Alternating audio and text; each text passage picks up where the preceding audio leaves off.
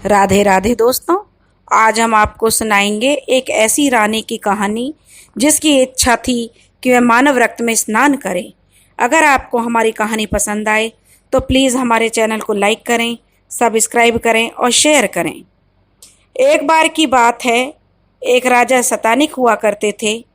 बहुत समय गुजर गया पर उनके राज्य को युवराज नहीं मिला। राजा बहुत चिंतित रहते थे। महाराज के कोई औलाद नहीं थी। इसी चिंता में वे दिन रात घुले जा रहे थे। महाराजा का दरबार सजा हुआ था।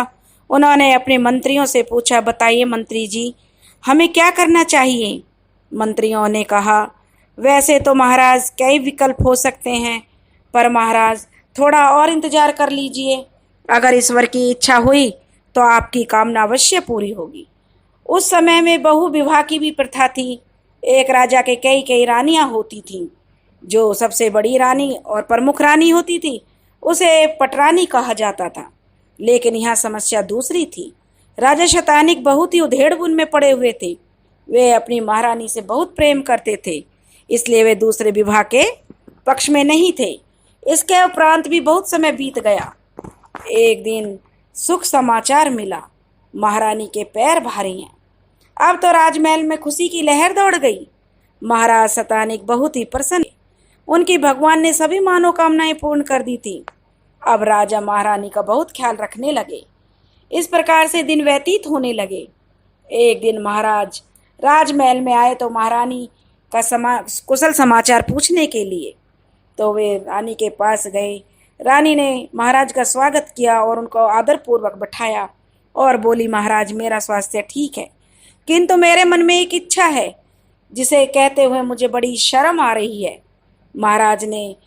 महाराज को उसे जानने की उत्सुकता हुई कि ऐसी क्या इच्छा है। वे कहने लगे, रानी जी, आपकी जो भी इच्छा है संकोच मत करो, बता दीजिए, हम उसे पूरी करने की पूरी कोशिश करेंगे। आप कहिए तो सही। महारानी हिचकिचाने लगी, कहने लगी, महाराज मैं सोच रही हूँ कि मैं अजीब से इस समय सपने देखती हूँ, तो मेरा मन होता है कि मैं ऐसा ही करूँ जैसा मैं सपने में देखती हूँ। मेरी एक इच्छा बहुत दिनों से है जो कहने में अच्छी नहीं लग रही और बहुत अजीब भी है, तो देखा इसलिए मुझे कहने में थोड़ा संकोच हो रहा है। महाराज कहने लगे, तुम बताओगी नहीं तो मुझे कैसे पता चलेगा कि आखिर में तुम्हारी इच्छा क्या है। महारानी ने बहुत ही संकुचित होकर बोली, महाराज मैं सपने में देखती हूँ कि मैं मानव के रक्त में स्नान कर रही हूँ। मानव के रक्त में। महाराज चौंक गए। जी महाराज, मैंने बता दिया ना, मेरी बहुत इच्छा हो रही है कि मैं अपनी इस इच्छा को दबा नहीं पा रही हूँ। हर समय मेरे मन में यही बात चक्कर काटती रहती है और मैं सोचती रहती हूँ कि कैसे भी हो मैं मानव के रक्त में स्नान कर लूँ तो मुझे चैन आ जाए। इतना कहकर महारानी चुप हो गई और झरोके से बाहर झांकने लगी। महाराज अब गहरी सोच में डूब गए। थोड़ी देर के बाद विचारों में खोए हुए महाराज धीरे से उठे और बोले, ठीक है महारानी, मैं इस पर विचार करता हूँ और फिर जैसे ही व्यवस्था होती है करता हूँ। और मैं भी अपने सभी मंत्रियों से, राजपुरोहित से इस बारे में सलाह ले लूँ, फिर जो उचित रहेगा वह कार्य करूँगा। राजा ने मंत्री और राजपुरोहित को बुलवाया। राजपुरोहित और अन्य मंत्रीगण आ पहुँचे और महाराज ने कहा, मंत्री जी, यह तो आप सब जानते हैं महारानी जी की तबीयत इस समय कैसी चल रही है। वह अजीब अजीब सपने देखती है। उनको देखते देखते उनका भी मन ऐसा ही हो रहा है कि वह मानव रक्त में स्नान करे। यह सुनकर सभी लोग चौंक पड़े। महाराज ने कहा, उनकी ऐसी इच्छा है, परंतु महाराज यह कैसी इच्छा है। सभी मंत्रीगण कहने लगे। महाराज ने बहुत ही चिंतित होते हुए पूछा, यह तो मैं भी सोच रहा हूँ मंत्री जी कि क्या करना चाहिए, क्या यह उचित है या अनुचित है। मंत्री जी थोड़ी देर तक तो सोच विचार में रहे। फिर उन्होंने कहा, महाराज हर जगह तो यही कहा गया है कि ऐसे समय में जो स्त्री की इच्छा हो उसे पूरा करना चाहिए, चाहे कैसी भी हो। अगर वह अधूरी रह गई तो इस समय यह इच्छा बच्चे में प्रकट हो जाती है, तो आप कैसे न कैसे करके इस इच्छा को पूरा कर दीजिए। राजा ने कहा, ठीक है मंत्री जी। इस बार पुरोहित जी बोले, लेकिन प्रश्न यहाँ उचित या अनुचित का नहीं है, इस बात का नहीं है महाराज की बात पर उनकी इच्छा पूर्ति करने की है। ऐसे समय में इच्छा पूर्ति की जानी चाहिए, ऐसा ही कहा गया है। राजपुरोहित जी ने भी कहा। तो आप सभी क्या कहते हैं? राजा ने अपने मंत्रियों की तरफ देखते हुए कहा।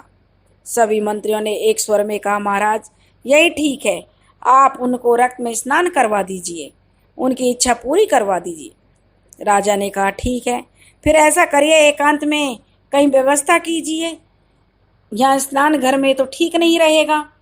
महाराज बोले, यह तो ठीक है कि किसी एकांत जगह में व्यवस्था कर दी जाएगी, लेकिन इतना सारा रक्त आएगा कहाँ से जिसके लिए कुंड तैयार किया जाए? और मानव रक्त में स्नान करना सुनते हुए भी घृणा की भावना उत्पन्न होती है। मंत्री जी ने कहा, यह तो सही है महाराज, इतना मानव रक्त आएगा कहाँ से जो पूरा कुंड भर जाए? मंत्री जी थोड़ी देर तक सोचते विचारते रहे, फिर खुशी से चुटकी बजाते हुए बोले, महाराज एक हल मिल गया। महाराज ने उत्सुकता से पूछा, क्या मंत्री जी? महाराज, उस कुंड में हम लाक्षारस रस भर दिया जाए, क्योंकि लाक्षारस रस बिल्कुल कच्चे और ताजे खून की तरह होता है। उसमें और मानव के रक्त में जरा भी अंतर नहीं है। इसमें सब काम बन जाएंगे, महारानी जी की इच्छा भी पूरी हो जाएगी और हमको कहीं से भी अनुचित काम नहीं करना पड़ेगा। महाराज यह सुनकर बहुत प्रसन्न हुए। उन्होंने कहा, बस इसी बात से तो हम बहुत खुश रहते हैं मंत्री जी, आपकी यह बात हमें बहुत पसंद आई। आप इंतजाम करवाइए, महारानी को सूचना दे दी गई जाएगी। महाराज ने बहुत ही खुश होकर महारानी जी से कहा, महारानी जी, आपकी इच्छा की पूर्ति का मैंने निश्चय किया है। महारानी कहने लगी, सच महाराज? तो महारानी बहुत ही प्रसन्नता से बोली कि हाँ, मेरी इच्छा पूरी हो जाएगी। राजा कहने लगे, हाँ महारानी जी, मानव रक्त इकट्ठा कर लिया गया है और उसको एक कुंड में भर दिया गया है, अब आप उसमें स्नान कर लीजिए। लेकिन मेरी इच्छा है कि मैं सबसे ऊंची मंजिल की छत पर जाकर स्नान करूं। रानी ने कहा, मुझको भी ऐसा ही लगता था। राजा ने कहा कि यही ठीक रहेगा, इसलिए महल की सबसे ऊंची बुर्ज पर एक कुंड रखवा दिया गया। आप चलिए और उसमें स्नान कर लीजिए। राजा ने कहा तो महारानी बहुत ही प्रसन्नता से उठी। उस समय उनके गर्भकाल का अंतिम चरण चल रहा था। दासियों ने उन्हें ले जाकर धीरे धीरे महल की सबसे ऊंची मंजिल पर पहुंचा दिया और वापस लौट आई। बहुत बड़ा कुंड वहां पर बना हुआ था, जिसमें लाल लाल लाक्षारस रस भरा हुआ था, जो देखने में लाल लाल रक्त कुंड ही लग रहा था। महारानी उस कुंड में उतर गई। उन्होंने स्नान किया। जब वह उसमें से निकलकर बाहर आई तो लाल रक्त से सनी हुई एक मांस के पिंड के जैसे वह दिखाई दे रही थी। लेकिन उसी समय एक भयानक पक्षी वहां पर चक्कर काटता हुआ निकला। आकाश से उसने छत पर देखा तो उसे ऐसा लगा कि जैसे लाल मांस का पिंड हो। उसने 2-4 चक्कर काटे और छत पर आकर मंडराने लगा। अपने विशाल पंखों को फैलाकर उसने महारानी को अपने पंजों में दबाया और लेकर उड़ चला।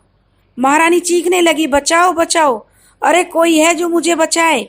दूर खड़ी हुई दासियां दौड़कर जब उन्हें देखने आई तो यह नज़ारा देखकर दंग रह गईं। वे चीखने लगी, महारानी को बचाओ, देखो वह क्या कैसा विशाल पक्षी है जो उनको उड़ाकर ले गया। वह कौन है? बहुत शोरगुल मच गया। सैनिक, महाराज, नौकर सभी आकर वहां जमा हो गए। उन्होंने जो नज़ारा देखा तो वह हैरान करने वाला था। आसमान में बड़ी दूर एक बहुत बड़ा पक्षी महारानी को अपने पंजों में दबाकर उड़ाए ले जा रहा था। महाराज सतानिक ने जब ऊपर की तरफ देखा तो वह विशाल पक्षी बहुत ऊंचाई पर था और दक्षिण पश्चिमी दिशा की तरफ उड़ा जा रहा था। पहले तो वह उस असहाय से ही खड़े रह गए, क्योंकि जैसे उनके शरीर में जान ही नहीं रही। कुछ भी उनको समझ नहीं आया कि वे क्या करें।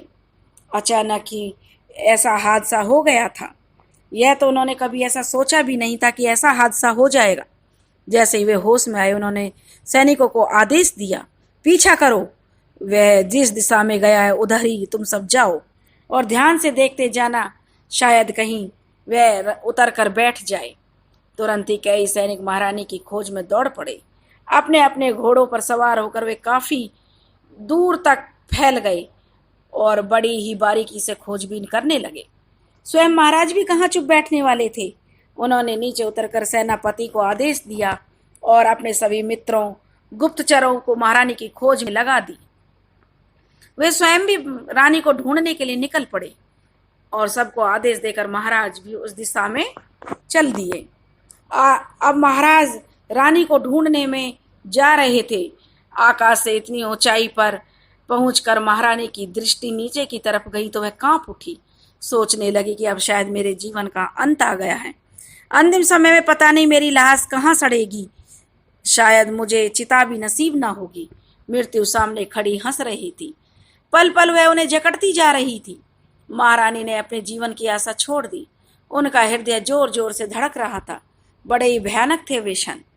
जब इतने वर्षों के बाद संतान सुख मिलने जा रहा था, तभी अकाल मृत्यु उनको डसने के लिए उनकी तरफ बढ़ रही थी। अब वह फूट फूट कर रोने लगी। उनकी कौन सुनने वाला था। अब वह पछता रही थी कि क्यों मैंने यह हठ किया। महाराज तो व्यवस्था में तैयार हुए थे। हाय, यह सब मेरे कर्मों का फल है जो मुझे मिलने जा रहा है। आंखें खोलकर देखने की भी उनकी हिम्मत नहीं हुई। उन्होंने कसकर आंखें बंद कर ली थी। ऐसे पता नहीं कितना समय गुजर गया। फिर एकाएक उन्हें किसी कठोर सतह से टकराने का अनुभव हुआ। उन्होंने तुरंत आंखें खोली तो देखा कि वे एक पहाड़ी पर थी और चारों तरफ घना जंगल था और पहाड़ियों की श्रृंखला बड़ी दूर दूर तक फैली हुई थी, जिन पर पेड़ पौधे उगे हुए थे। वह पक्षी उन्हें वहां छोड़कर उड़कर कहीं चला गया था। शायद उसे पता चल गया था जिसे वह मांस का पिंड समझ रहा था वह जीवित इंसान है, इसलिए उसे छोड़कर वह अपने शिकार की तलाश में चला गया। अब रानी का बड़ा बुरा हाल था। घबराहट के में वह पहले ही मृत्यु प्राय हो चुकी थी। अब इस प्रदेश में वह अकेली थी। वहाँ दूर दूर तक किसी प्राणी का कोई नामो निशान नहीं था। अचानक उनके पेट में पीड़ा की लहर उठी। उन्होंने सोचा, लगता है प्रसव का समय नजदीक आ गया है। उनकी पीड़ा बढ़ती गई। अब वह असहाय दर्द को सह न सकने के कारण अचेत हो गई। उन्हें होश आया तो नव सृष्टि मुस्कुरा रही थी। उनके प्राणों में नवचेतना का संचार हुआ। उनको पुनर्जीवन मिला और एक पुत्र रतन की प्राप्ति हुई थी, जिसकी आकांक्षा जाने कितने वर्षों से की जा रही थी। कितने ही दिन, कितने ही पल, जिसकी कल्पना करके, स्वप्न देख देख कर, अभिलाषा करके कितनी चिंता और फिर वेदना में व्यतीत किए। वही आज ऐसी भयानक विपत्ति है।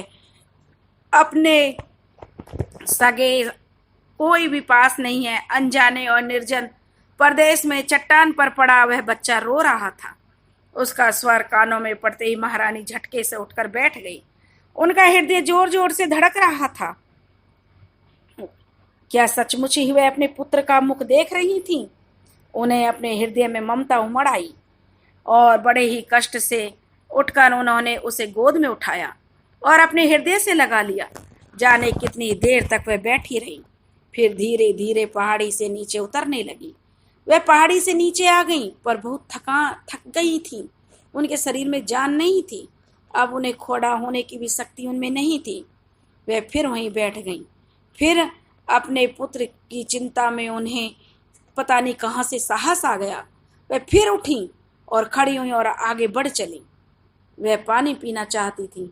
पानी की तलाश में चारों तरफ देख रही थी कि कहीं तालाब या किसी झरने या नदी के दर्शन हो जाएं, पर उनकी तलाश पूरी नहीं हुई। कहीं पानी उन्हें नहीं मिला। प्यास के कारण गला सूख रहा था।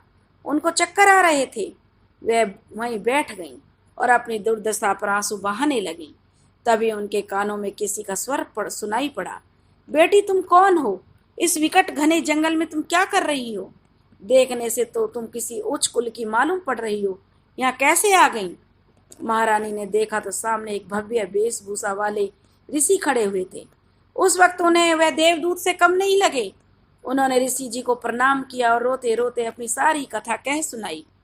बेटी, तुम वत्स देश की महारानी हो और यहाँ उदयगिरी की पहाड़ियाँ हैं। वहाँ से यहाँ तक का तो सैकड़ों कोसों का अंतर है। यहाँ से वह बहुत दूर है। बेटी, तुम वत्स देश की महारानी और यहाँ बिना किसी तीव्र गति के वाहन के बिना तो वहाँ पहुँचना ही असंभव है। मैं ठहरा ऋषि तपस्वी, मैं इन सांसारिक साधनों का क्या करता? इसलिए मेरे पास तो कोई साधन नहीं है जो मैं तुम्हें तुम्हारे देश पहुंचा सकूं।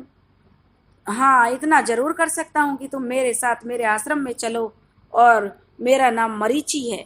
तुम मेरी बेटी बनकर मेरे साथ रहो। मैं तुम्हारे बच्चे का पालन पोषण करूंगा, तुम्हारी सूचना पहुंचाने का भी राजा तक प्रयास करूंगा। महारानी मरीचि ऋषि के साथ उनके आश्रम में चली आई। उनके आश्रम के आसपास और भी कई ऋषियों के आश्रम थे। ऋषि के साथ नवजात बच्चे के लिए गोद में लिए हुए एक सुंदर स्त्री को देखकर सभी लोग इकट्ठा हो गए और पूछने लगे, ऋषिवर यह कौन है? मरीचि ने उत्तर दिया, यह विपत्ति की मारी हुई एक बेटी है, इसे ले जाओ, इसके बच्चे और इसके उपचार और खाने पीने की व्यवस्था करो। अब आज से यह हमारे साथ ही रहेगी। ऋषि कन्याएं और जो स्त्रियां थी महारानी को अपने साथ कुटिया में ले गईं। आश्रम में बच्चे का नामकरण संस्कार किया गया। ऋषि ने कहा, इसका जन्म उदयगिरी की पहाड़ियों में हुआ है, इसलिए इसका नाम उद्यन होगा। उद्यन आश्रम में पलने लगा। वह एक अद्भुत रंग रूप का स्वस्थ बलशाली बालक था जो आश्रम में सबके आकर्षण का केंद्र था। वह बहुत ही नटखट और जिज्ञासु प्रवृत्ति का बालक था। पूरे आश्रम वासियों का मनोरंजन होता था और हर कोई उससे प्रेम करता था। जंगल के सैकड़ों जीव जंतु जैसे खरगोश, मोर, हिरन उसके संगी साथी थे। मरीचि ऋषि का तो वह बहुत ही चहेता था, आंखों का तारा था। सुबह और शाम को जब संध्या वंदन करते तो आराधना में स्तुति गाने की वीणा बजाते थे। ऋषि जी तो उद्यन उन्हें बड़े ध्यान से वीणा बजाते हुए देखता था। जिज्ञासु प्रवृत्ति का होने के कारण हर समय वीणा को उलट पुलट कर देखता था। एक दिन ऋषि सवेरे नहाकर पूजा अर्चना की व्यवस्था कर रहे थे, तभी वीणा की मधुर स्वर लहरी सुनकर उन्हें आश्चर्य हुआ। उन्होंने देखा कि उनकी तरह मुद्रा बनाए हुए बैठा उद्यन वीणा बजा रहा है। इतने छोटे बालक की ऐसी लगन और वीणा वादन में रुचि को देखकर ऋषि जी बहुत प्रसन्न हुए और उसी दिन से उन्होंने उसको वीणा वादन सिखाना आरंभ कर दिया। उद्यन अब 5 वर्ष का हो गया था। इतनी छोटी आयु में बहुत ही होशियार था। उद्यन ऋषि कुमारों के साथ दूर दूर तक खेलने जाता। महाराज शतानिक शिकार खेलने के लिए वन में गए हुए थे। इस समय वे अपने सैनिकों के साथ घने जंगल में थे। उनकी आंखों के सामने हिरणों का एक झुंड दौड़ता हुआ निकला। उन्होंने निशाना साधा तीर छोड़ दिया, लेकिन किसी भी हिरण को वह तीर नहीं लगा। सभी तितर बितर हो गए। उन्होंने अपने घोड़े को हिरण के पीछे लगा दिया। वह बेहताशा भागता हुआ जंगल के अंदर चला गया। घंटों हिरण के पीछे दौड़ते दौड़ते उनके सभी साथी छूट गए। सैनिक उनसे बिछड़ गए और वह रास्ता भी भटक गए थे। आखिरकार एक झाड़ी के पीछे जब हिरण दिखाई पड़ा तो घंटों हिरण के पीछे दौड़ने में उनके जो सब साथी तो पीछे रह ही गए थे। जब उन्हें झाड़ी के पीछे हिरण दिखाई दिया तो सोचा, अब तो यह मेरे हाथ में आ ही गया है। फिर राजा में नया जोश आ गया और उसके साथ ही फिर से वह उसका पीछा करके उस पर निशाना साध कर तीर छोड़ दिया। निशाना चूक गया। अगले ही क्षण उन्होंने देखा कि हिरण के गले में बाहें डाले एक बालक खड़ा हुआ है। वह अत्यंत क्रोध की भरी निगाहों से राजा की तरफ देख रहा था। उसने कड़कती आवाज में पूछा, तुम इसे क्यों मार रहे हो? इस छोटे से बालक की हिम्मत को देखकर उसके कड़क कर पूछने गए प्रश्न का राजा के मुंह से कोई उत्तर नहीं निकला। अत्यंत सुंदर बालक को ऐसे घने जंगल में देखकर उनके आश्चर्य की सीमा नहीं थी। फिर वह कड़क कर बोला, बोलो, चुप क्यों हो? यह मेरा साथी है, बताओ तुम इसे क्यों मारना चाहते हो? अब राजा के मुंह से बात निकली, मैं तो शिकार करने आया हूँ। लड़का कहने लगा, निर्दोष जीवों को मारते हो, तुम्हें शर्म नहीं आती? वह अभी भी क्रोध में ही था। राजा ने कहा, राजा का तो काम ही होता है शिकार खेलना, परंतु तुम नाराज क्यों होते हो? तो मैं अब शिकार नहीं खेलूंगा। लो, मैं अब इस हिरण को छोड़ देता हूँ। ऐसा कहकर उन्होंने अपने धनुष बाण उतार कर अपने कंधे पर टांग लिए। घुटनों के बल झुककर उससे बड़े ही प्यार से पूछने लगे, बालक तुम कौन हो और इस घने जंगल में क्या कर रहे हो? बच्चे ने कहा, मैं आश्रम में रिसीवर के साथ रहता हूँ। तुम रिसीवर के आश्रम में रहते हो, मगर ऋषि के पुत्र तो तुम नहीं लगते हो। महाराज ने आश्चर्य से उसे देखते हुए कहा, मैं रास्ता भटक गया हूँ और बहुत जोर की मुझे प्यास लगी है, क्या तुम मुझे पानी पिलाओगे? इस बालक की मनोहर छवि को देखकर वह बहुत ही मंत्रमुग्ध थे और उनका हृदय उसकी तरफ खिंचा हुआ जा रहा था। वो पता नहीं कौन सा आकर्षण था जो उन्हें उस बच्चे के साथ जो मिल रहा था उससे जुड़ते जा रहे थे। वह सोच रहे थे कि आज मेरा बेटा भी इतना बड़ा हो गया होता। उनका मन बहुत उदास हो गया। उसने कहा, लड़के ने कहा, क्यों नहीं मिलेगा? आप आइए मेरे साथ चलिए। राजस्थानिक उस बालक के साथ आश्रम में आए। मरीचि ऋषि को उन्होंने प्रणाम किया और बैठ गए। थके हुए पथिक को प्यासा जानकर ऋषि ने पानी मंगवाया, पानी पिलाया और फिर परिचय पूछा। राजा शतानिक ने कहा, मैं वत्स देश का राजा हूँ, यहाँ जंगल में शिकार खेलने के लिए आया था। राजा शतानिक का नाम सुनकर मरीचि ऋषि चौंक पड़े। उन्होंने कहा, क्या कहा, वत्स देश के राजा? शतानिक? राजा ने कहा, हाँ, मेरा नाम शतानिक है, मगर आप इतना आश्चर्य क्यों कर रहे हो? ऋषि ने कहा, 5 वर्ष पहले एक विशालकाय पक्षी वत्स देश की महारानी को उड़ा ले गया था। यहाँ उनके बालक का जन्म हुआ। उद्यान की ओर इशारा करते हुए ऋषि जी बोले, यही तो वह बालक है। यह बात सुनकर महाराज के आश्चर्य को कोई ठिकाना नहीं लगा। उन्हें एकदम से झटका लगा। उन्होंने इतने दिनों तक जो रानी की खोजबीन करके उनके जीवित मिलने की आशा ही छोड़ दी थी, वह एकदम झटके से उठ खड़े हुए। ऋषि जी ने मुस्कुराते हुए कहा, महारानी जी सही सलामत हैं और यह आपका पुत्र उदयपुर की पहाड़ियों में इसका जन्म हुआ, तभी मैंने इसका नाम उद्यान रखा और महारानी मेरे ही आश्रम में रह रही हैं। उन्होंने महारानी को बुलाया। महारानी ने महाराज को देखा तो सहसा उन्हें अपनी आंखों पर विश्वास नहीं हुआ। फिर खुशी के मारे उनकी आंखों में आंसू भर आए और वह बड़ी ही भाव विवल हो उठी। अभी तक उनके कष्टों को उन्होंने कह सुनाया। राजस्थानिक भी महारानी को देखकर खुशी से भर उठे। उन्होंने ऋषि का बहुत बहुत आभार व्यक्त किया। ऋषिवर, आपने तो मुझे नया जीवन दे दिया। हमारे जीवन में खुशियों से आपने हमारे जीवन को भर दिया। मैंने तो इनके मिलने की आशा ही छोड़ दी थी।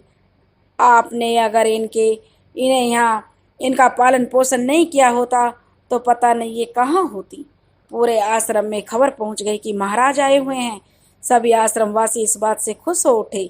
महाराज उस दिन ऋषि जी के आश्रम में ही रुके। ऋषि ने कहा कि आज आप हमारा आतिथ्य ग्रहण कीजिए। सवेरे महारानी को हम महारानी और आपके पुत्र को विदा कर देंगे। आप उन्हें लेकर जाइए। आखिरकार में महारानी मेरी बेटी हैं, तो मैं इसे बेटी की तरह ही भेजूंगा। दूसरे दिन प्रातःकाल आसपास के सभी आश्रमों की सभी ऋषि पत्नियां और ऋषि कन्याओं ने मिलकर महारानी को सजाया और अपनी यथानुसार अपने अपने ढंग से उपहार देकर उनको भावभीनी विदाई दी। राजस्थानिक का महल एक बार फिर खुशियों से भर उठा। उद्यान उस घने जंगल से निकलकर इस महल में वैभवशाली महल में आ चुका था और उसकी शिक्षा दीक्षा आरंभ हो गई।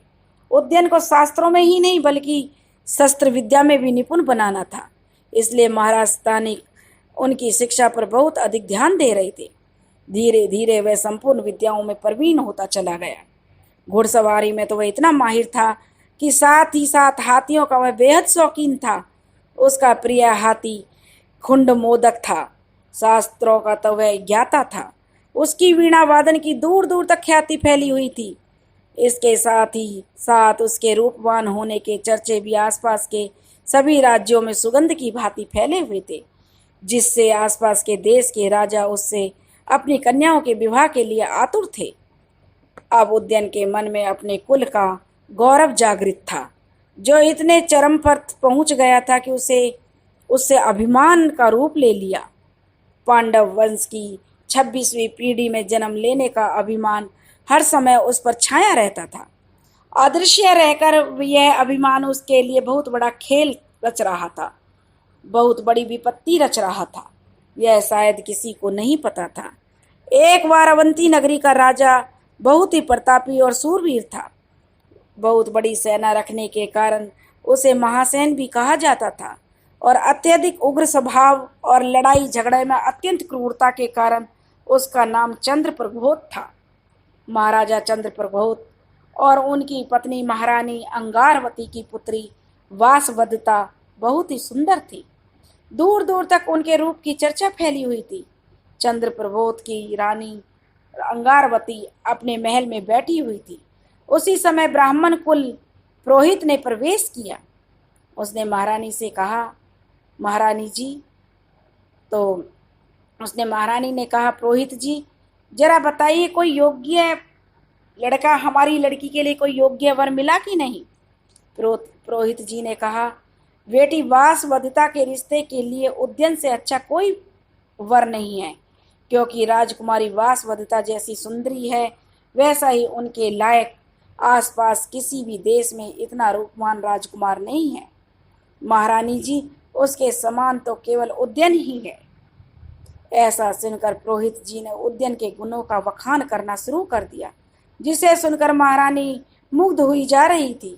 वासवदत्ता भी सुन रही थी और उनके इस बयान को सुन सुनकर अपने मन में उद्यन की तस्वीर को बैठाती चली जा रही थी।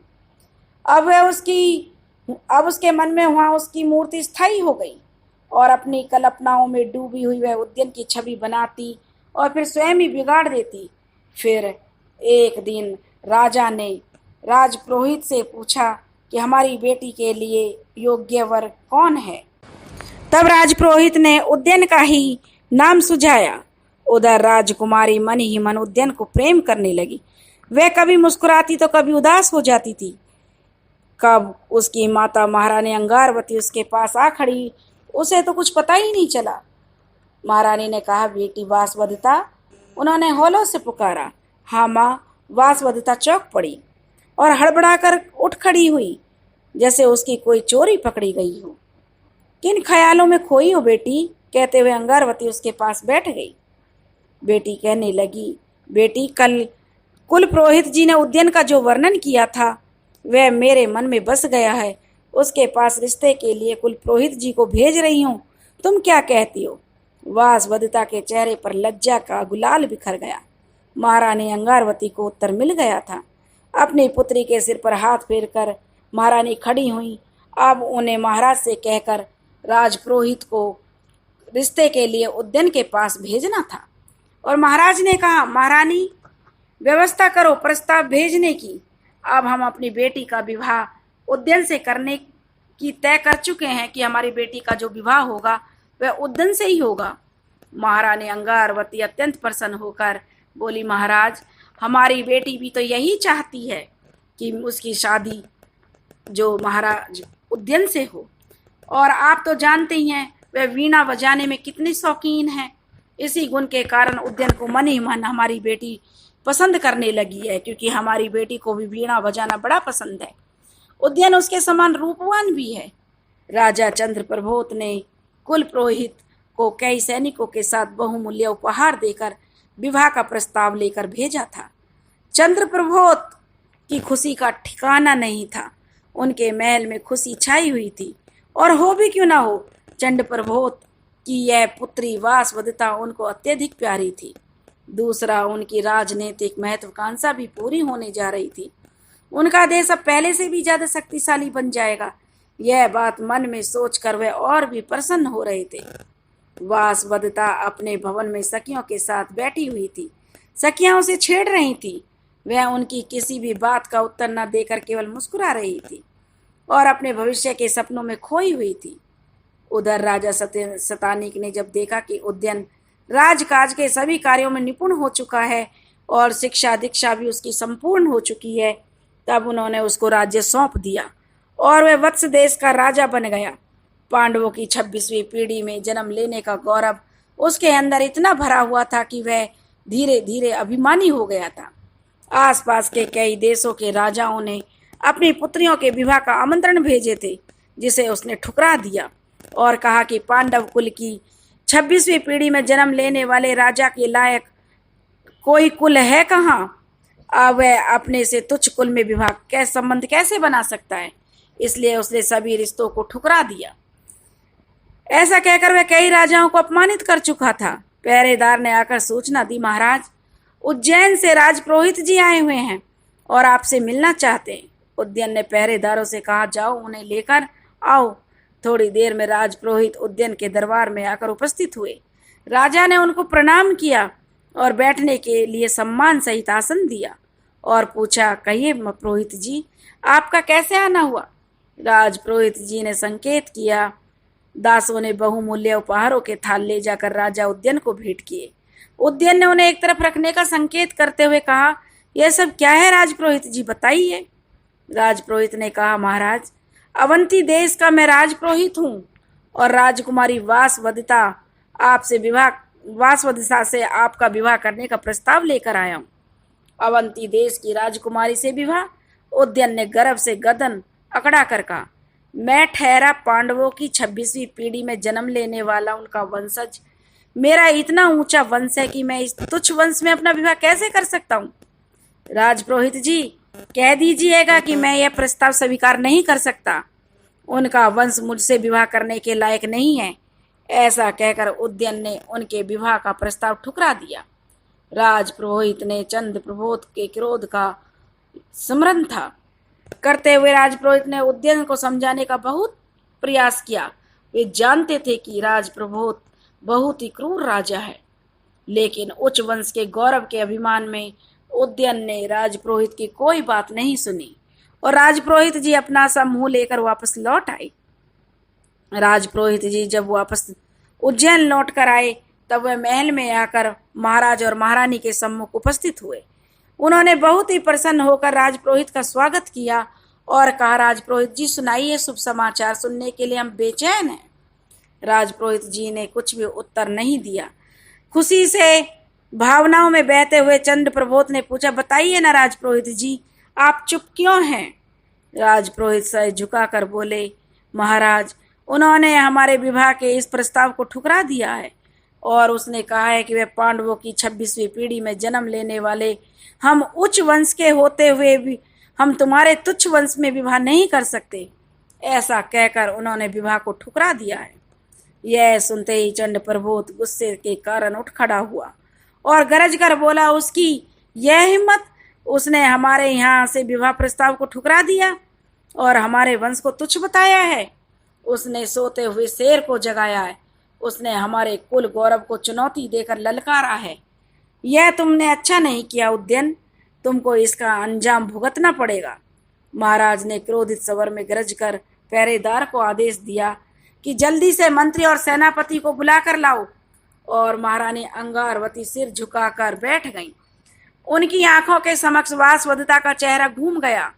बहुत कम समय था, एक एक क्षण बहुत बहुमूल्य था। वह ढूंढ रही थी कि जिससे ऐसा उपाय मिल जाए जिससे कि सांप भी मर जाए और लाठी भी ना टूटे। आखिरकार उनके मन में एक जो योजना उपाय आई गया, एक योजना आ गई। वह महाराज से अनुनय विनय करने लगी और उनके क्रोध को शांत करने की चेष्टा करने लगी। कहने लगी, महाराज शांत हो जाइए, क्रोध मत कीजिए। महाराज कहने लगे, क्रोध क्यों ना क्रोध करूं? उसकी यह हिम्मत कि उसने हमारे प्रस्ताव को ठुकरा दिया। क्रोधित स्वर में चंद्रप्रभोत ने कहा, महाराज क्रोध मत कीजिए, क्रोध से बुद्धि का नाश होता है। और आप शांत मन से सोचिए कि कहाँ आप और कहाँ वह। अल्प बुद्धि है महाराज, आपके सम्मुख वह कहीं भी नहीं ठहरता। उसे अभी कोई ज्ञान नहीं है, वह जोश में है बस। राजा का कुछ क्रोध अब शांत हो गए। रानी ने उन्हें बहुत समझाया। आप ठीक कहती है महारानी।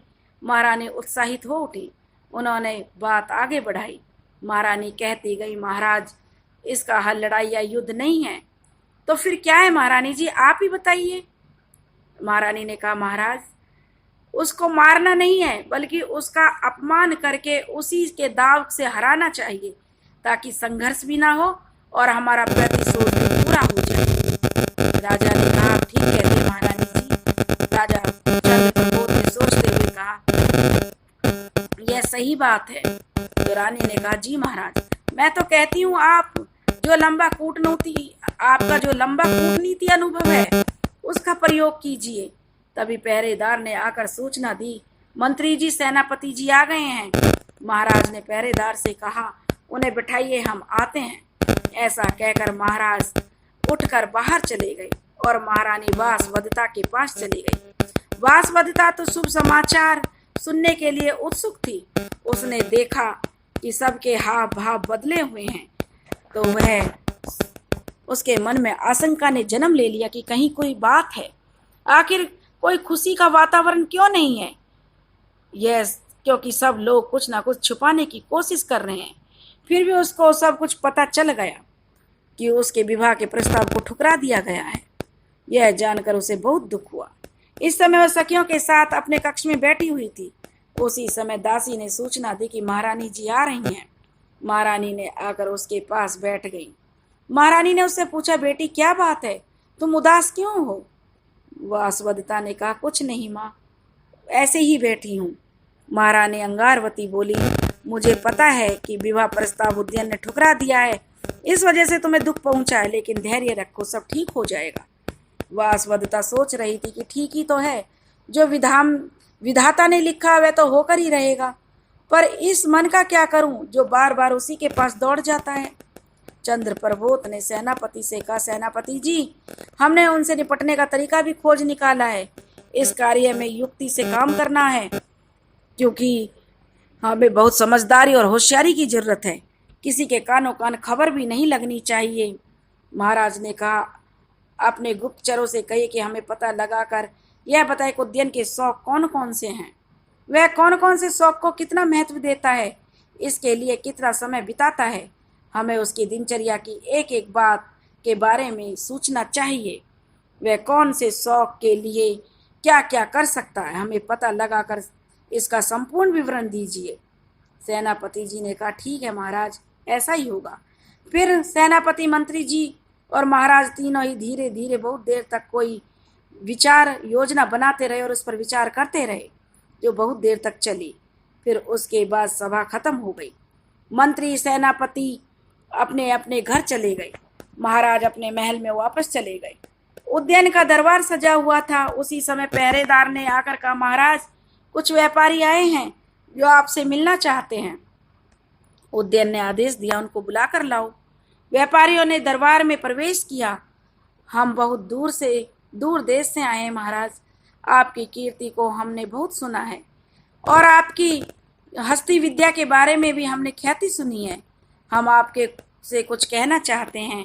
उद्यन ने कहा, कहो क्या कहना चाहते हो? उनमें से एक व्यापारी बोला, महाराज, हम हाथियों को बेचने और खरीदने का काम करते हैं। इस समय कहो तो। राजकुमार ने कहा, इस समय जो कहना चाहते वह कहो। तब हाथी बेच, और जो हम आए हैं, हम हाथी बेच कर आए हैं। एक भी हाथी हमारे पास नहीं है, लेकिन महाराज, हमने एक ऐसे हाथी की ख्याति सुनी है जो कि बहुत ही अद्भुत है।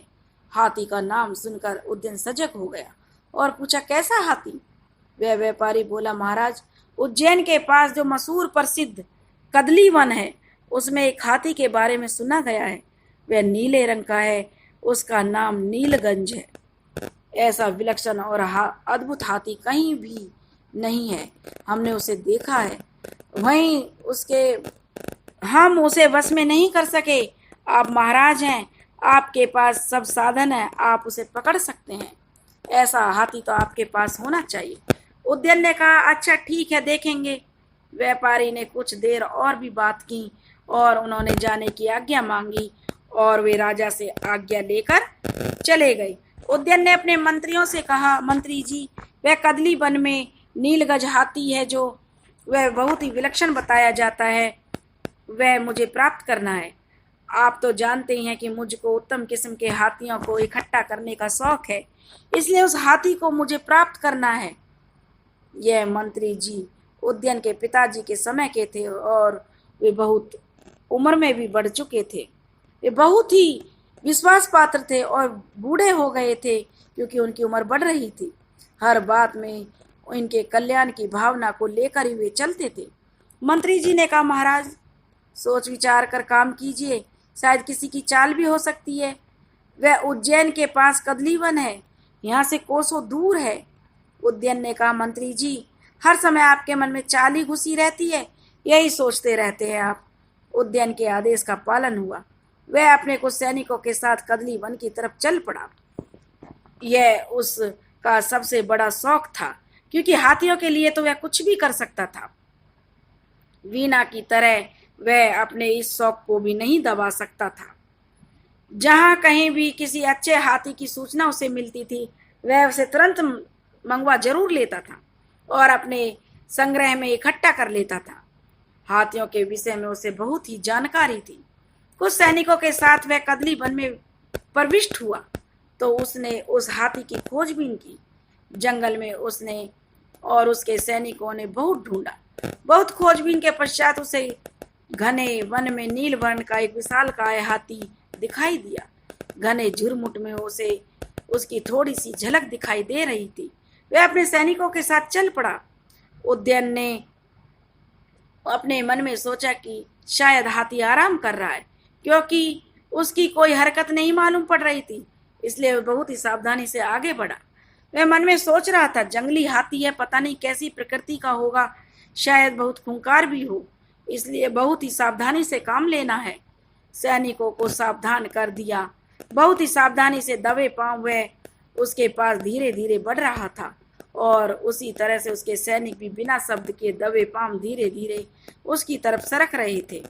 लेकिन तब भी वहां से कोई हरकत नहीं मालूम पड़ी, तो उसे बहुत आश्चर्य हुआ, और ऐसे ही धीरे धीरे हाथी के बिल्कुल करीब पहुंच गया।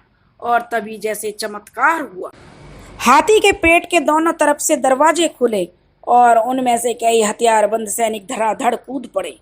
उन्होंने हाथी के पेट के दोनों तरफ दरवाजे जो बने हुए थे, चारों तरफ से उद्यन और उसके सैनिकों को घेर लिया।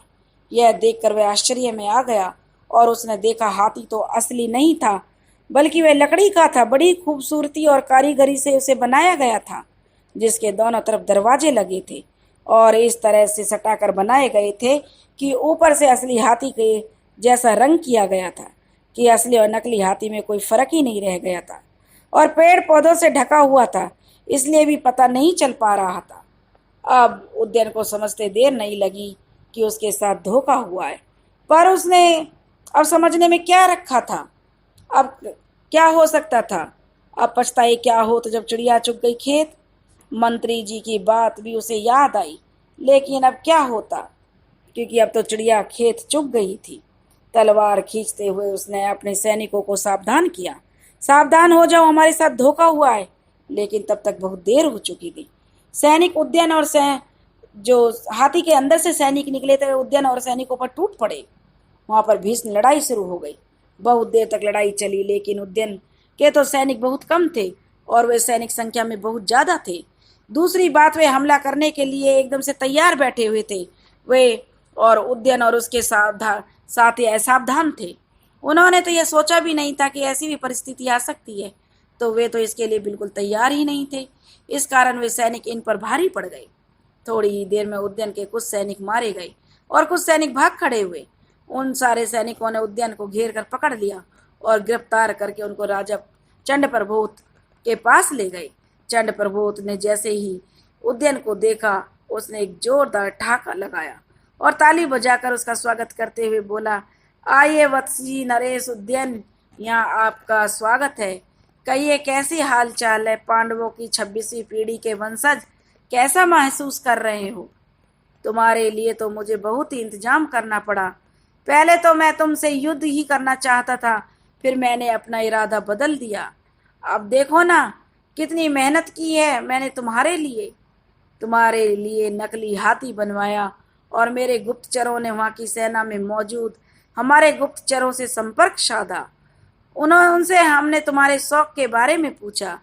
जब सब कुछ पता लगा लिया, उसके बाद मेरे गुप्तचर सौदागर का भेष बनाकर तुम्हारे दरबार में गए थे। कोई सौदागर नहीं थे, वे हमारे गुप्तचर थे जो तुमको इस कदली वन में लाना चाहते थे, और अब हम अपने मकसद में कामयाब हो गए हैं। तुम हमारी चाल में फंस गए और सौदागर की बातों में आ गए और हाथी को पकड़ने के लिए चले आए। मैंने लकड़ी का हाथी बनवा कर रख दिया था तुमको पकड़ने के लिए। हथियारबंद सैनिकों को उसमें छिपा दिया गया था। सोच लिया था कि जैसे ही तुम उनको पकड़ने के लिए आओगे, अचानक वे तुम पर हमला बोल देंगे। अचानक हुए हमले से तुम पकड़े में आ जाओगे, और देखो मेरी युक्ति कामयाब हो गई। उद्यन ने क्रोधित होकर कहा, धोखे से तो शेर को भी पिंजरे में कैद कर लिया जाता है, तो क्या उसकी बहादुरी कम हो जाती है? आपने मुझे धोखे से कैद करवा लिया। अगर ऐसी ही वीरता थी तो आमने सामने लड़ाई लड़ते।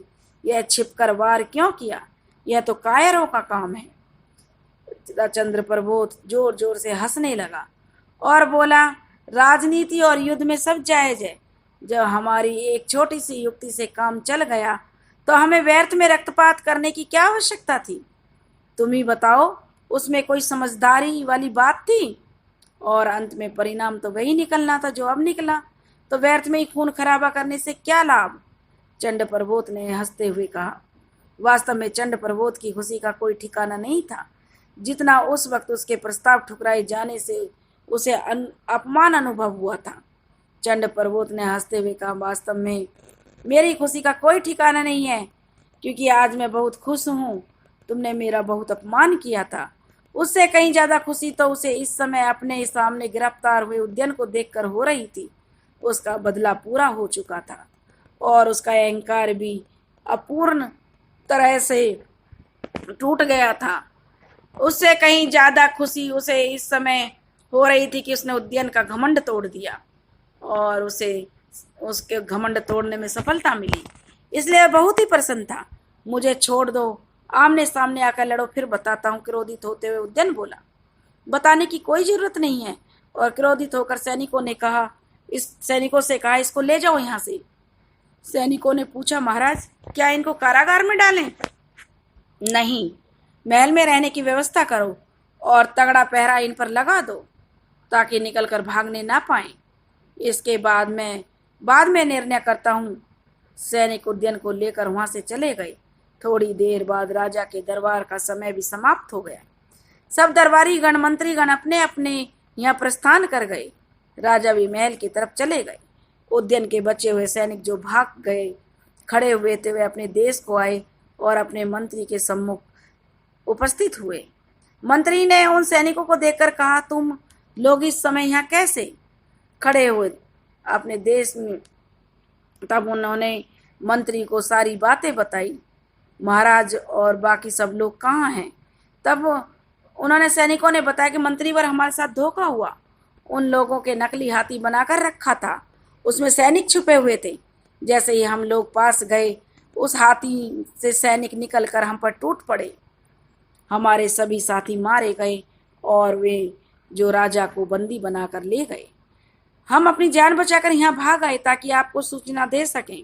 यह सुनकर मंत्री चौंक पड़े और कहा, क्या कह रहे हो? यह तो बहुत बुरा हुआ। मंत्री जी यह सुनकर बहुत ही चिंतित हो गए। उन्होंने सब मंत्रियों और सभासदों की एक सभा बुलाई और विचार करने लगे कि अब क्या क्या जाना है, महाराज को कैसे छुड़ाया जाए। इन बातों पर रूपरेखा बनने लगी। महाराज चंद्र प्रबोध उद्यान के सामने खड़े हुए थे और कह रहे थे, अब समय आ गया है कि तुमको सजा दी जाए।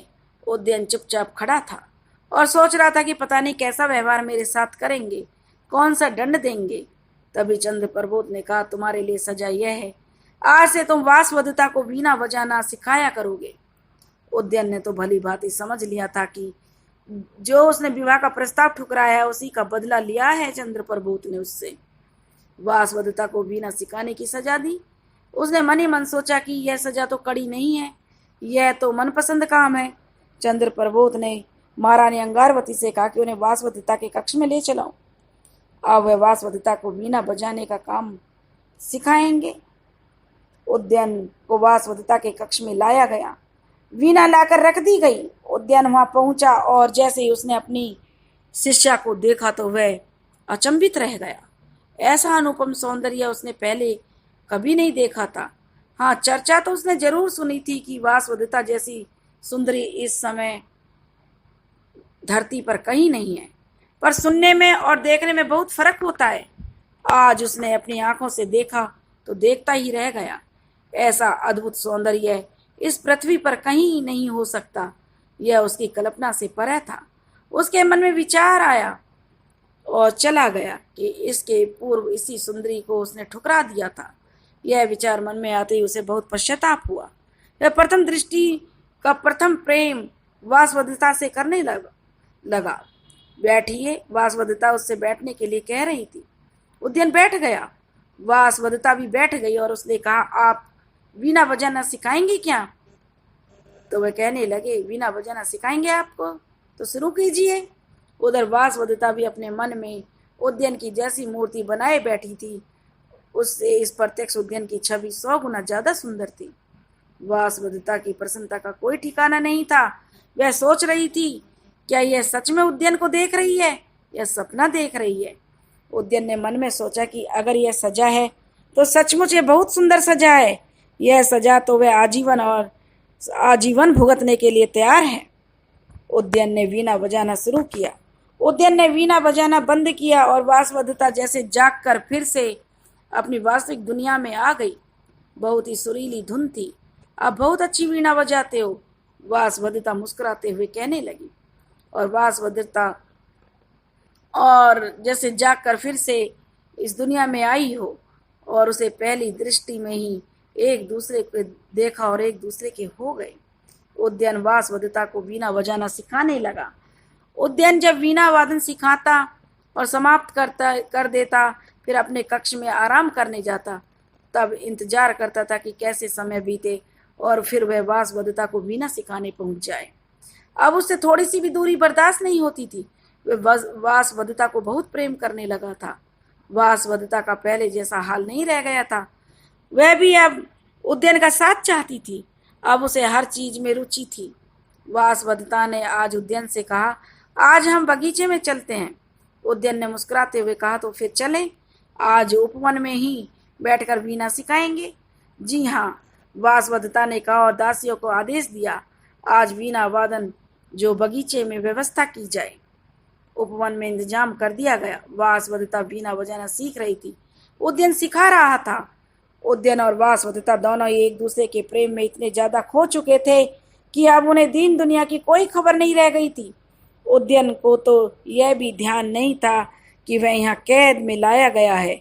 उसे अपने देश में ही जाना है। कोई भी बात उसे अब याद नहीं थी।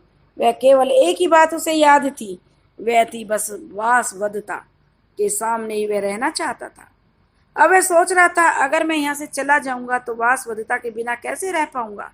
इस कलमटा मात्र से ही वह कांप उठता।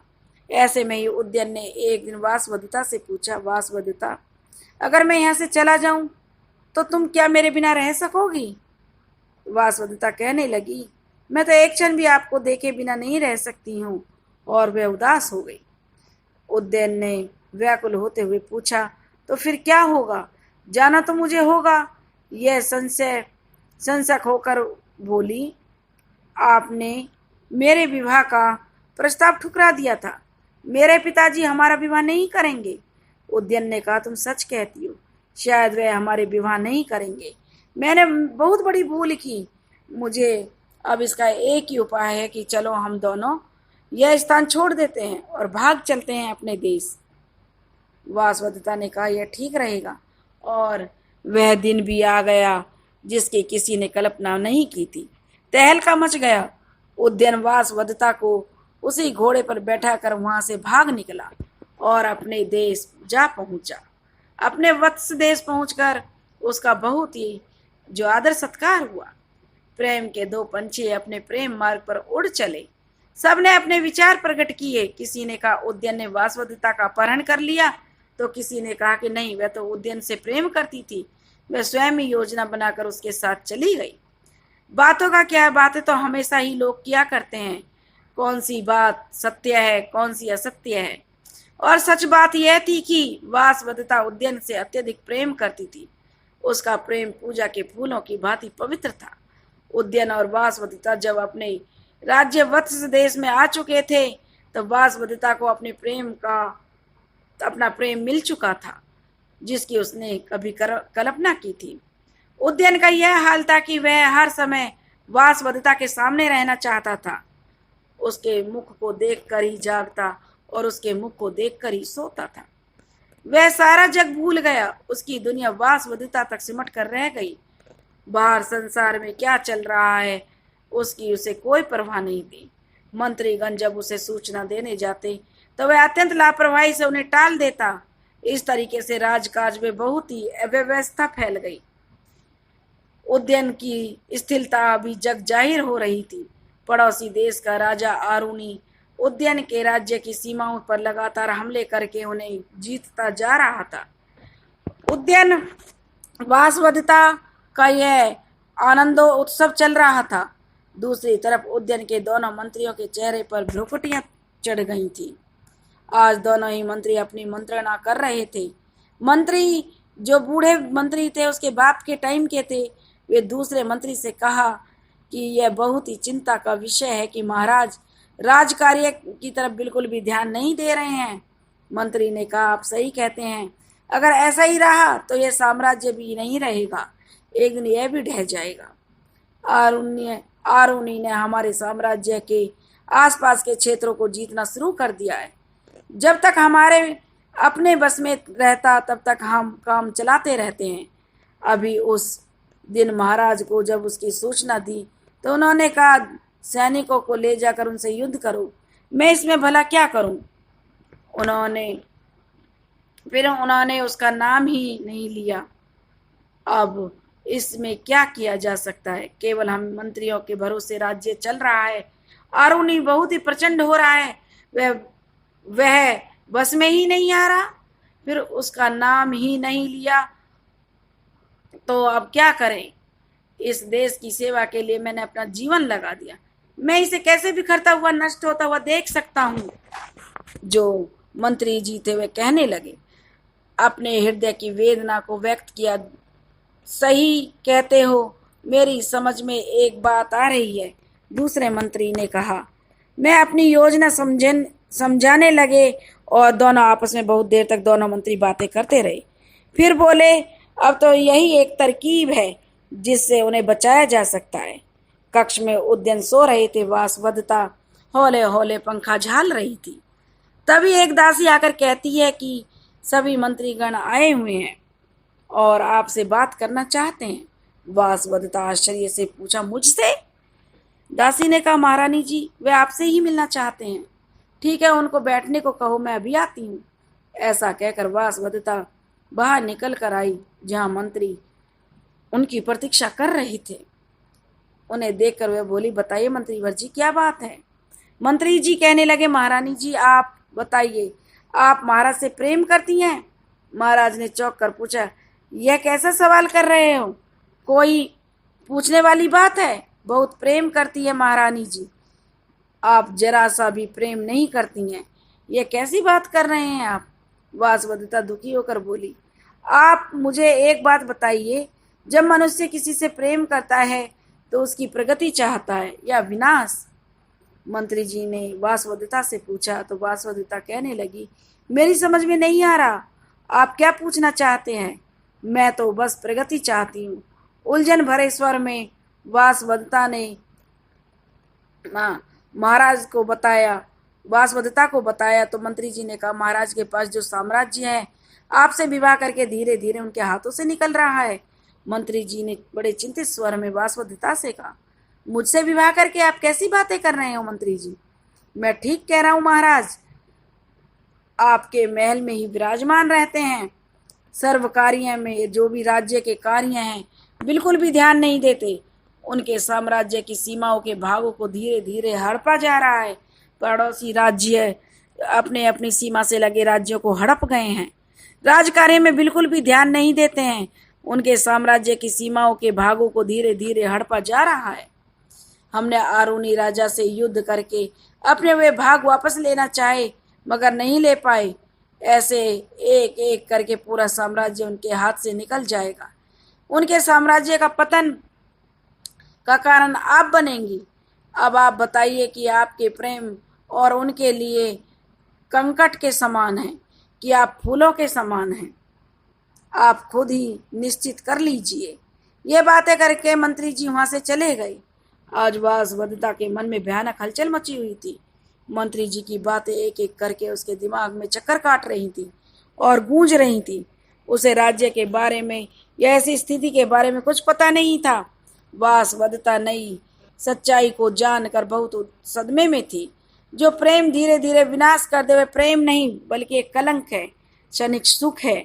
वासवदत्ता अपना मार्ग निश्चित कर लिया। उसने बहुत दिनों के बाद महाराज उद्यन से अपने दरबार में गए हुए थे। वासवदत्ता ने मंत्री जी को बुलवाया और थोड़ी ही देर में मंत्री जी आकर उपस्थित हो गए। वासवदत्ता से मंत्री जी ने कहा, मंत्री जी मैंने बहुत विचार किया और पाया कि आप सच कह रहे हैं। अगर धीरे धीरे साम्राज्य शत्रु ने हड़प कर लिया है तो यह बहुत ही लज्जा की बात है और यह कतई नहीं चाहूंगी कि इसका मूल कारण मैं बनूं। इसलिए आप बताइए कि मैं क्या करूं, क्या करना होगा इसके लिए गया हुआ राज्य वापस आ सके। मंत्री जी की बात सुनकर ये बहुत खुश हुए और उन्होंने कहा, मैं जानता आप उच्च कुल की राजकुमारी हैं, आपके अंदर उच्च संस्कार हैं, इसलिए आप हमारे कथन के अनुसार चलेंगी। मैं तो प्रतीक्षा करता हूँ कि न केवल खोया हुआ राज्य वापस आए बल्कि साम्राज्य को भी बढ़ाया जा सके और आपका नाम स्वर्ण अक्षरों में लिखा जाएगा, आप भरोसा रखिए। तभी दासी ने आकर सूचना दी, महारानी जी आपके पिता चंद्र प्रबोध के यहाँ से दूत आया है। यह सुनकर वासवदत्ता चौंक पड़ी और उसने पूछा कि शीघ्र से उसे यहाँ बुला कर लाओ। दासी चली गई। थोड़ी देर में दूत को लेकर हाजिर हो गई। उसने वासवदत्ता से कहा, राजकुमारी जी आपके पिताजी महाराज चंद्र प्रबोध ने संदेश भेजा है कि ऐसा कहकर उसने एक पत्र वासवदत्ता को थमा दिया। यह पत्र उद्यन के नाम लिखा गया था, जिसमें लिखा हुआ था कि मैंने तुमको क्षमा किया, मैं जो तुमसे वासवदत्ता का तो पहले से ही विवाह करना चाहता था, लेकिन तुमने कुल का गौरव के अहंकार में मना कर दिया और तुम वासवदत्ता का अपहरण करके ले गई। खैर यह तुम्हारा बचपन था, चलो मैं तुम्हारे बचपन को जो छोड़ दिया, तुम्हारा गलत कदम समझकर मैंने इसे माफ कर दिया। मैंने तुम्हारे दोनों के चित्रों को यहाँ विवाह कर दिया है। दोनों संबंधी रिश्तेदार हैं, हमारे बीच में कोई बैर नहीं है। वासवदत्ता मेरी प्रिय बेटी है और आप हमारे दामाद हैं। आप जैसी वासवदत्ता हमारे यहाँ आतिथ्य ग्रहण करने आए से आपका सहर्ष स्वागत है। यह पत्र पढ़कर वासवदत्ता की खुशी का ठिकाना नहीं रहा। इतने दिनों में जो उसके मन में एक बहुत बड़ा बोझ रखा हुआ था वह उतर गया और उसका मन हल्का हो गया।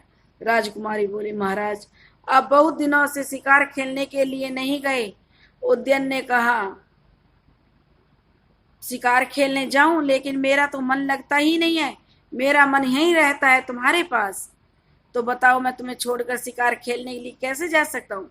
वासवदत्ता मुस्कुराकर कहा, ऐसी बात है तो चलो मैं भी आपके साथ शिकार खेलने के लिए चलती हूँ। उद्यन खुश हो गया। अब तुम मेरे साथ चलोगी, सही कह रही हो।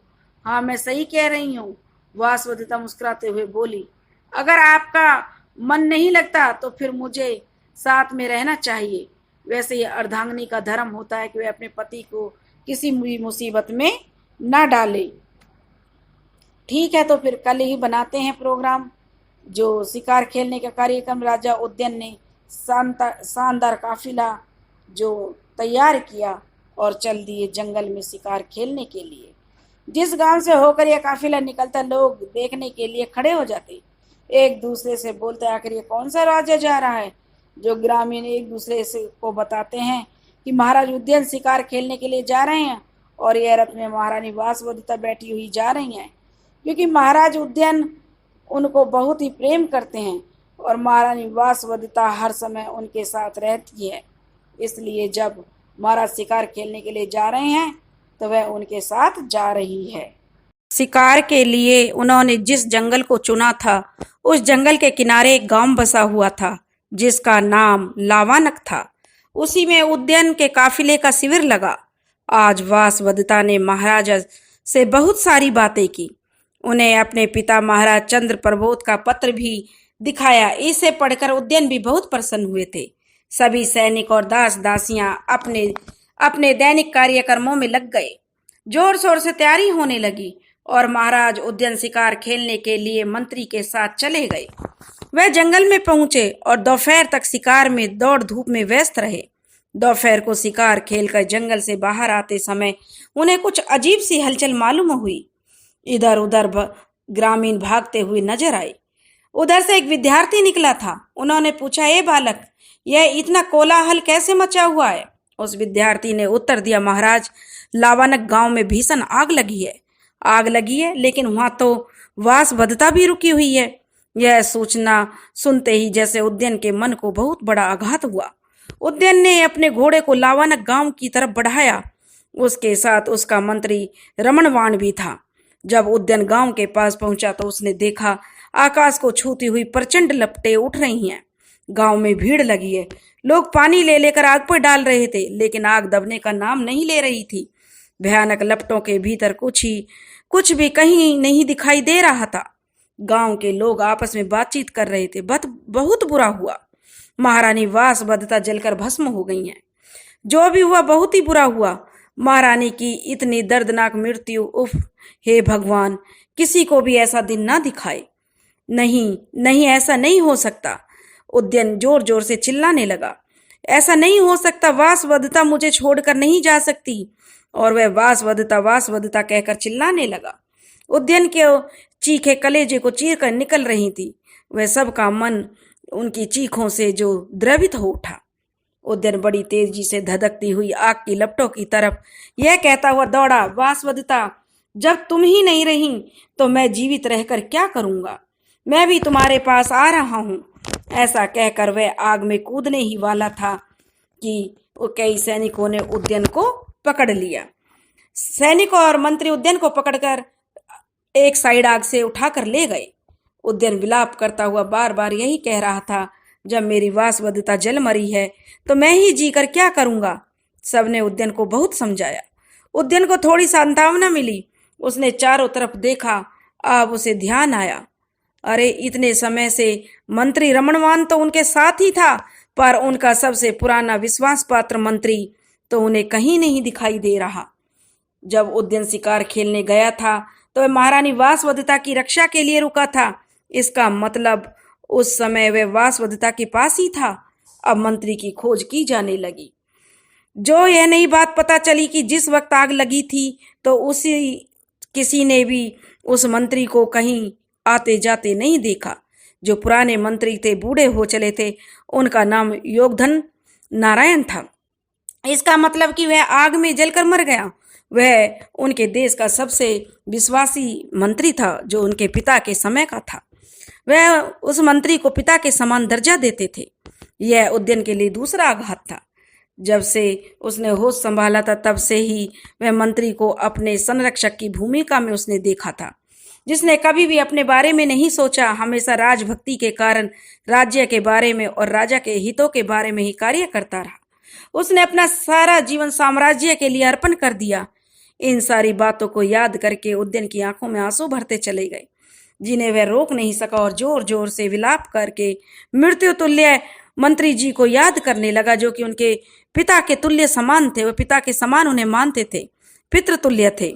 इसके बाद कई दिन बीत गए और एक पड़ोसी देश था, उधर उद्यन शिकार खेलने के लिए जब वापस देश लौटे तो पड़ोसी देश मगध देश का राजा दर्शक शासन कर रहा था, जो कि पड़ोसी देश का राजा था। दर्शक की बहन पद्मावती थी। दर्शक और पद्मावती की मां महादेवी ने संन्यास ग्रहण कर लिया था और नगर के बाहर आश्रम में निवास करने लगी थी। उससे मिलने के लिए समय समय पर दर्शक और पद्मावती जाते रहते थे। आज आश्रम के बाहर बहुत ही चहल पहल थी। आश्रम से नगर तक जाने के लिए जाने वाले रास्तों पर कड़ी सुरक्षा के पहरे लगे हुए थे। पद्मावती अपनी मां महादेवी से मिलने के लिए आश्रम आई हुई थी और वहां एक सन्यासी और एक महिला भी आए हुए थे। पद्मावती की शोभा और सुंदरता को देखकर सन्यासी कह उठा, आह, कैसा सुंदर राजकुमारी का रूप है। इन्हीं राजकुमारी के लिए कई ज्योतिषियों ने यह भविष्यवाणी की थी कि राजा उद्यन का सारा राज्य चला जाएगा तो वह मगध की पद्मावती से विवाह करके मगध राज की सहायता से पुनः अपना सारा राज्य प्राप्त करेंगे। तो यह भविष्यवाणी सत्य ही मालूम होने लगी है। एक प्रतिहारी ने आकर कहा, सभी लोग सुने, राजकुमारी पद्मावती का कहना है कि आज के दिन वह दान करती हैं। जिसे भी कुछ भी वस्तु चाहिए वह राजकुमारी पद्मावती से मांग सकता है। सन्यासी ने पूछा, क्या कहा? वे क्या दान करती हैं? संतरी बोला, जिसे जो भी चीज चाहिए वह मांग लो। वे बहुत ही धार्मिक प्रवृत्ति की हैं। आपको जो भी चाहिए वह सब मांग सकते हैं। अच्छा ठीक है, तब तो मैं राजकुमारी पद्मावती के पास अवश्य जाना चाहूंगा। और जो सैनिक उन दोनों को लेकर राजकुमारी के पास पहुंचा, उसने राजकुमारी से कहा, यह आपसे कुछ मांगना चाहते हैं। पद्मावती ने कहा, कहिए सन्यासी जी, आप क्या मांगना चाहते हैं? सन्यासी बोला, मैंने सुना है आज के दिन आप महादेवी को देखने आती हैं, तो आपसे जो कुछ भी मांगे तो आप दान में उसे देती हैं। क्या यह बात सत्य है? पद्मावती बोली, हाँ यह बात सत्य है। तो कहिए आप क्या मांगना चाहते हैं? सन्यासी ने कहा कि मैं कुछ भी मांगना नहीं चाहता। मैं बहुत मुसीबत में हूँ। यह मेरी बहन है। इसका पति परदेश गया हुआ है और उसने उसकी बहुत दिनों से कोई खोज खबर नहीं ली। इसका मेरे सिवाय इस संसार में कोई नहीं है। मैं इसके पति को ढूंढने के लिए जा रहा हूँ। तब तक मैं इसे आपके पास छोड़ दूं, इसलिए मैं आपसे पूछता हूँ। मैं सोच रहा हूँ इसे किसके पास रखूं जो इसकी रक्षा कर सके। इसकी मुझे बहुत चिंता है। कृपया करके आप मेरी बहन को अपने पास रख लीजिए। आपसे ज्यादा इसके सतीत्व की रक्षा कौन करेगा? मैं इसके पति को ढूंढने के लिए परदेश जा रहा हूँ। आपकी सखी के रूप में यह आपके साथ रहेगी। आपका मन बहला रहेगा। पद्मावती ने कहा, ठीक है, आप इसको मेरे पास छोड़कर जाइए। इसका क्या नाम है? राजकुमारी जी, इसका नाम अवंतिका है और ये बहुत ही संकोची स्वभाव की है। महादेवी ने उसे देखकर कहा, इसका एक कैसा सुंदर रूप है, लगता है कि कहीं की राजकुमारी है। तभी सैनिक ने कहा, महादेवी जी, एक विद्यार्थी लावनक गांव से आया है, विद्यार्थी को बुलाओ। जब विद्यार्थी को बुलाया तो महादेवी ने कहा, आओ। महादेवी ने आदेश दिया तो उस विद्यार्थी ने आकर अपनी इच्छित वस्तु ले ली। फिर उसने कहा कि क्या बताऊं रानी जी, आज लावनक गांव में बहुत ही भीषण घटना हो गई। पद्मावती ने उत्सुकता से पूछा, क्या हो गया? उसने बड़े ही दुख भरे स्वर में बताया, अरे क्या बताएं, महाराज उद्यन की पत्नी वासवदता वहां आग में जलकर मर गई। उसे बचाते बचाते उनका विश्वास पात्र मंत्री भी जल मरा। अरे यह तो बहुत ही दुखद घटना है। उस विद्यार्थी ने बात को आगे बढ़ाते हुए बताया कि बहुत ही दुखद दृश्य था। राजकुमारी जी, महाराज उद्यन अग्नि में कूदने को तैयार हो गए। उसके मंत्रियों ने उसे पकड़ लिया। वासवदता के आभूषण जो अग्नि में जलने से बच गए थे, उन्हें वे अपनी छाती से लगाकर रोते रहे। ओ पद्मावती बोली, यह तो बहुत ही दुखद बात है। अवंतिका, तुम क्यों रो रही हो? सन्यासी जी बोले, यह तो बहुत ही नरम दिल की है, इसलिए। विद्यार्थी को देखकर उसने थोड़ा घूंघट कर लिया। और तुम विद्यार्थी को देखकर घूंघट क्यों करती हो? क्योंकि यह तो बहुत ही, सन्यासी कहने लगे, बहुत ही लज्जाशील है। यह प्राय पुरुषों के सामने नहीं आती है। पद्मावती ने अपने मन में सोचा, इसकी तो मुझे बहुत ही यत्न से रक्षा करनी होगी। यह सती स्त्री है। वासवदता ने वत्स नगरी में आने के बाद शत्रु आरुणी के साम्राज्य का अधिकांश भाग जीत लिया था। तो चिंतित मंत्री ने वासवदता को समझाया और कहा था कि सबसे शक्तिशाली इस समय मगध की राजकुमारी पद्मावती से विवाह संबंध करके उसकी सहायता प्राप्त की जा सकती है। इससे खोया हुआ साम्राज्य हमें वापस मिल जाएगा। वासवदता भी सहमत हो गई थी। शिकार का बहाना बनाकर लावनक गांव के पास शिविर लगाया। जब महाराज शिकार खेलने गए तब मंत्री ने मौका पाकर चुपके से शिविर में आग लगा दी। अफवाह उड़ा दी कि वासवदता जल मरी और उसको बचाते बचाते मंत्री जी भी जल गए। फिर वासवदता अवंतिका के रूप में और योगधरण जो मंत्री जी थे वे सन्यासी के रूप में मगध पहुंच गए। पद्मावती तक पहुंच ही गए दोनों, क्योंकि यही उनका योजना थी। उन्होंने उसके पति को परदेश में होने की बात कही और स्वयं उसके पति को ढूंढने जाने की बात कहकर उसको पद्मावती के साथ छोड़कर निकल गए। अब विद्यार्थी के मुख से यह सुनकर कि रमणवान मंत्री रात भर से ही राजा के साथ है, इस भयानक आघात से बड़े ही यत्न से उनकी रक्षा कर रहा है, मंत्री और अवंतिका के हृदय को बहुत ही सांत्वना मिली। इधर विद्यार्थी का वर्णन सुनकर पद्मावती मन में सोचने लगी, वह कैसा अनुरागी है जो पत्नी के मरने के बाद स्वयं भी प्राण त्यागने को तत्पर हो गया। उसका मंत्री उसे हटाकर वहां से नहीं ले गया होता तो उसने तो प्राण ही त्याग दिए होते। पद्मावती का हृदय प्रेम से भर उठा और उसके मन में प्रेम का अंकुर उदय हुआ। वह मन ही मन उद्यन से प्रेम करने लगी। महादेवी ने पूछा, क्या पद्मावती के विवाह के लिए किसी राजा ने प्रस्ताव नहीं भेजा है? पद्मावती की प्रधान दासी सारिका ने जवाब दिया, उज्जैनी के राजा चंद्र प्रबोध ने अपने पुत्र गोपालक के लिए प्रस्ताव भेजा था। पद्मावती की प्रधान दासी सारिका ने जब जवाब दिया, उज्जैनी के राजा प्रबोध ने गोपालक का प्रस्ताव भेजा है, तो अपने भाई का नाम सुनकर अवंतिका का हृदय आनंदित हो उठा। उसे अपने भाई गोपालक की याद आ गई। उसके नेत्र सजल हो उठे।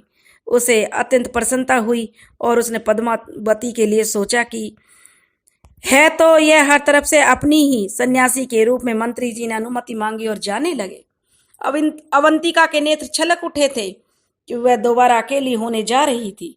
उसने अपने मन में सोचा, भगवान ये कैसी सजा दी है। एक बार पति के साम्राज्य की रक्षा हेतु अपना घर छोड़ना पड़ा, तब अकेली हो गई, अब अपने संरक्षक पिता तुल्य मंत्रीवर को भी मुझे छोड़कर मुझे जा रहे हैं। एक बार फिर मैं अकेली रह जाऊंगी।